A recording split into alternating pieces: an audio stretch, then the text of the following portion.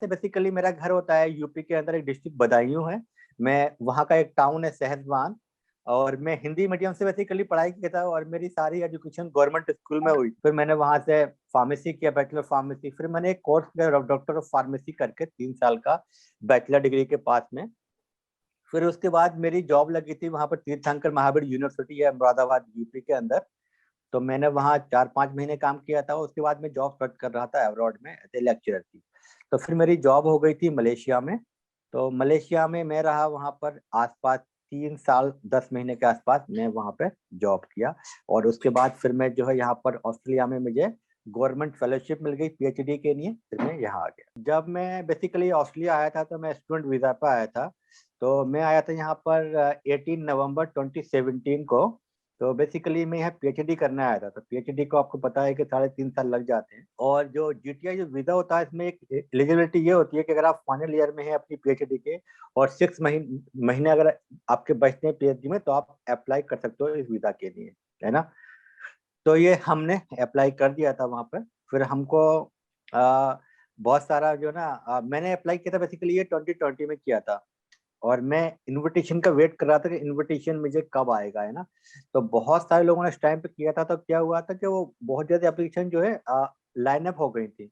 तो फिर मेरे लिए ये 8 अप्रैल को मेरे पास ईमेल आई कि आपका जो है इनविटेशन आपको आ गया है, अब आप अपना वीजा फाइल कीजिए। तो ये सारे डॉक्यूमेंट मैंने प्रिपेयर करके रख लिए थे पहले से ही। और जैसे ही उन्होंने वो कहा, तो फिर मैंने एडिशनली 1 महीना इसलिए लिया क्योंकि मैंने कोई भी एजेंट हायर नहीं किया है। तो मैंने पूरा एप्लीकेशन अपने आप से किया है। मैंने खुद से टाइम लेके, खुद से पढ़ के, खुद से समझ से मैंने किया है। तो उसमें क्या हुआ कि जो ना, जैसे कि ये है बेसिकली ग्लोबल टैलेंट। तो आपको ये बताना है कि जो आपकी प्रोफाइल है, जो आपका एक्सपीरियंस है, जो आपकी एजुकेशन है, वो बहुत ही इंपॉर्टेंट है ऑस्ट्रेलिया के लिए, है ना। और ऑस्ट्रेलिया में अगर आप आते हैं तो जो ना कि जो है आप यहाँ की इकोनॉमी में अच्छे से जो है कंट्रीब्यूट करेंगे। और एक इम्पोर्टेंट क्राइटेरिया ये होता है कि आपकी जो सैलरी है वो 1,54,000 के आसपास होनी चाहिए। ये उन्हीं लोगों को दिया जाएगा जो आपकी स्किल सेट है वो उसको मैच करनी चाहिए। तो मेरा एक्सपीरियंस है कि मैं पहले लेक्चरर था इंडिया में और मलेशिया में। तो मैं ऑस्ट्रेलिया में एसोसिएट प्रोफेसर या सीनियर जो लेक्चरर होता है, तो यहाँ पर एकेडमिक की कैटेगरीज होती हैं, एक कैटेगरी बी और सी। तो कोई भी अगर पीएचडी करता है ऑस्ट्रेलिया से या इंडिया से कोई पीएचडी करता है और वो यहाँ आना चाहता है ऑस्ट्रेलिया में, तो वो कैटेगरी बेसिकली बी और सी में आएगा। अगर कोई फ्रेशर है पीएचडी तो वो बी कैटेगरी में आएगा, लेवल बी में, जिसकी सैलरी होती है 1 लाख से लेके 1,18,000 के बीच में। और अगर कोई कैटेगरी सी में, वो आएगा जिसको एक्सपीरियंस है 3 से 4 साल का, जिसने इंडिया में पढ़ाया है या किसी भी कंट्री में पढ़ाया, वो यहाँ आ रहे हैं। तो फिर वो आएंगे सी कैटेगरी में, सी लेवल में। तो सी लेवल की सैलरी होती है 155 तक, है ना। तो मैंने अपने आप को शो किया था कि मैं जो है 155 तक यहाँ पर टारगेट कर सकता हूँ। तो अब ये एक क्वेश्चन होता है कि भाई आप कैसे टारगेट करेंगे, आपके पास क्या है, आप कैसे मालूम यहाँ पर जॉब अवेलेबल है या नहीं आपकी स्किल सेट की।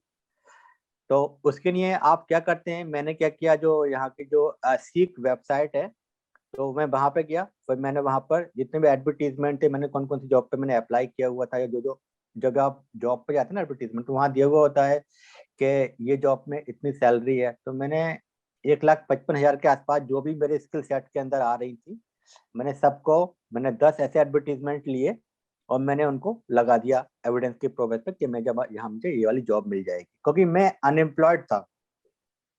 जब मैंने वीजा फाइल किया था तब भी मैं अनएम्प्लॉयड था, और उससे पहले मैंने एक्सप्रेशन ऑफ इंटरेस्ट, तब मैं स्टूडेंट था।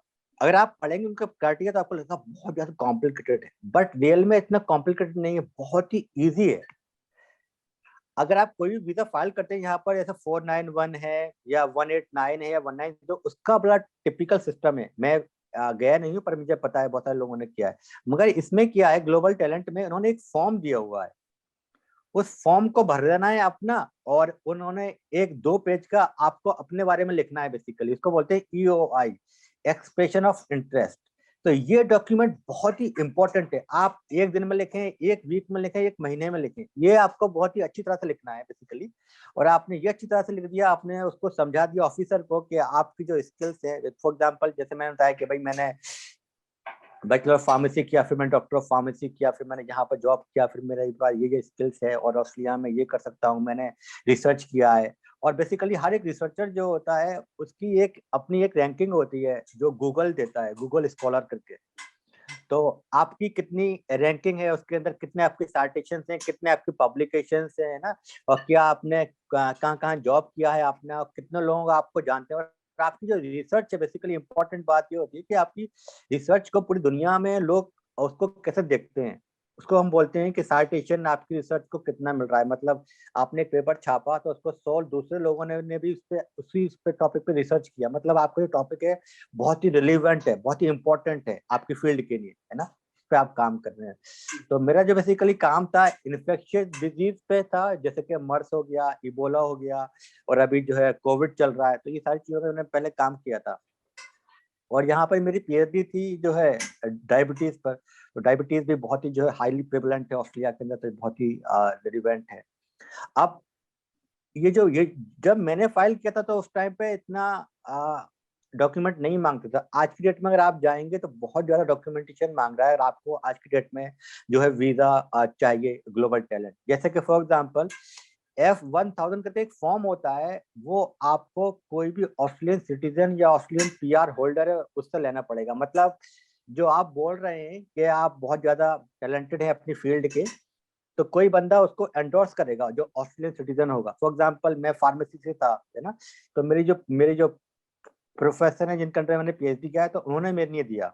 मगर अगर फॉर एग्जांपल मैंने ये देखा है बहुत सारे लोग अच्छे लोग हैं इंडिया में, मगर उनको यहाँ पर कोई ऐसा बंदा नहीं मिल पा रहा है कि वो उनको कोई वो कर सके, उनको एंडोर्स कर सके, कि जो है ना उनको 1000 दे सके, है ना। तो उसका भी कुछ तरीका है, हर एक अपने अपने फील्ड का ये है। अब फॉर एग्जांपल कोई इंडिया से करना चाहता है और उसको कोई भी जानता नहीं है इंडिया, फॉर एग्जांपल ऑस्ट्रेलिया में उसको कोई भी नहीं जानता है, वो उसको इम्पॉसिबल है यहाँ पे आना। तो इस वीजा की कंडीशन ही यही है कि या तो कोई ऑस्ट्रेलियन सिटीजन हो या पीआर होल्डर या फिर कोई ऑर्गेनाइजेशन हो।